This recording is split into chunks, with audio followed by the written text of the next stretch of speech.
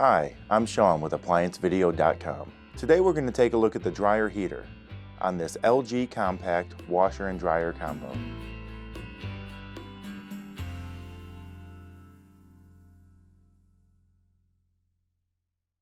Stop! Before beginning any repair, always be sure to disconnect the power to the appliance. It is also recommended to test the outlet for the proper voltage. Remember to also turn off the water.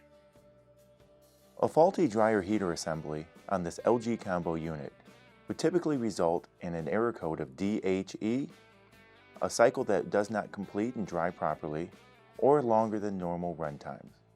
To begin this repair, click on the link below to view this repair video. ApplianceVideo.com guides you step by step, giving you the confidence to avoid recalls and callbacks, also saving time on repairs. Whether you're up against an uncommon repair or the latest appliance on the market, our videos have been created with you in mind. Our growing library of videos have been produced using our factory-certified technicians who have extensive in-field experience over the past 30 years. ApplianceVideo.com provides high-quality repair videos that anyone can follow, regardless of their skill level. We are here to help.